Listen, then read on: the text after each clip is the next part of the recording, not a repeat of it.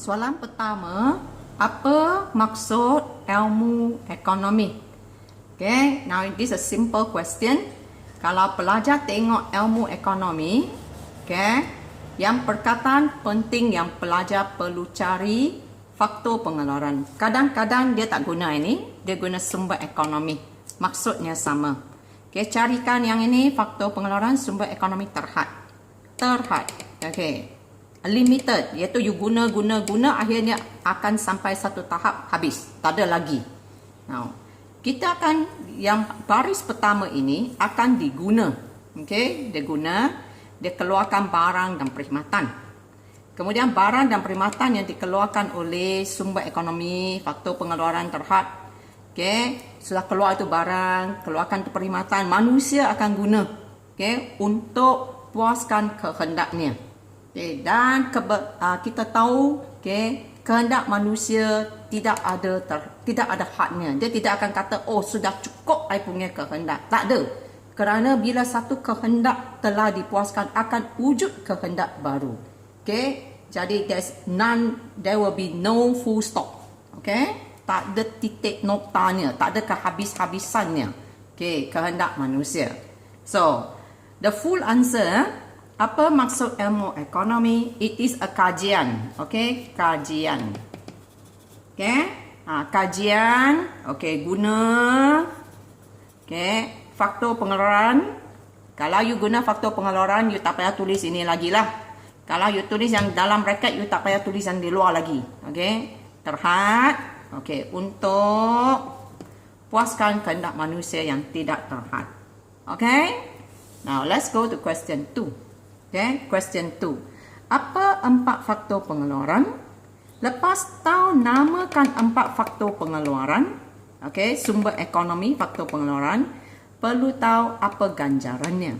Apakah ganjaran yang diterima? Okay, untuk dapat dengan laju faktor pengeluaran, jawapan faktor pengeluaran, you ingatkan TUMB. Ingatkan TUMB. Okay. Dan masing-masing akan terima ganjaran untuk dapat pasangan yang betul. Ingatkan subu, SUBU. Jadi faktor pengeluaran TUMB terima, okay, subu, SUBU, subu. Okay, apakah jawapan penuh untuk T ini? Okay, ini ialah tanah. Okay, tanah akan terima sewa. Okay, yang kedua ialah usahawan. Okay, usahawan akan terima untung. Yang ini ialah modal terima bunga. Okay, dan last buruh terima upah. Okay, now, jadi ingatkan kod TUMB terima subu, SUBU. Soalan yang ketiga. Okay. Bezakan buruh dengan usahawan. Now, untuk tahu jawapan usahawan, untuk ingat jawapan usahawan. Okay. Pelajar akan gunakan kod 1 URI. Okay, 1 URI. Okay. 1 ini untuk satukan faktor pengeluaran yang lain. Satukan faktor pengeluaran lain. Usahawan, okay, faktor pengeluaran yang satukan faktor pengeluaran yang lain. Okay, usahawan ini akan menggabungkan tanah, usahawan lain juga modal dan buruh. Okay, dia satukan TUMB lain. Okay, jawapan usahawan yang kedua ialah dia terima ganjaran, okay, untung. Okay. Okay, usahawan terima ganjaran untung. Okay, yang R ini, okay, usahawan tanggung risiko. Okay, and last one, usahawan ada lakukan inovasi. Okay, pelajar jikalau you tahu ingatkan kod 1 URI, Dan atau yang warna pensel ini, kamu seharusnya boleh menjawab, okay, apa maksud usahawan, dan juga boleh dengan senang menjawab bezaan usahawan dengan buruh. Okay, anda boleh rujuk dalam nota nanti ya. Dan yang soalan keempat, bezakan tanah dengan modal ya. Now, jawapan untuk tanah, ialah semua Tuhan. Dalam semua Tuhan. SE semua Tuhan. Now, SE ini untuk menunjukkan ya modal, SE ini ialah ganjaran tanah, ganjaran sewa.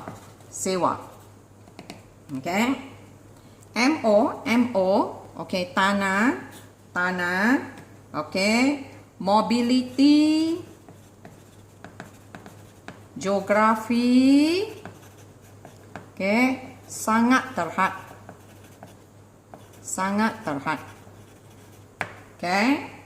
Dan Tuhan ini ialah untuk kamu ingatkan, tanah, faktor pengeluaran, anugerah Tuhan. Tuhan yang bagi, bukan manusia yang buat. Tanah ini. Jadi untuk ingatkan jawapan tanah, SE ini ialah ganjaran sewa. MO ini memberikan kita jawapan mobility, geografi sangat terhad. Dan tanah, last one ialah faktor pengeluaran anugerah Tuhan.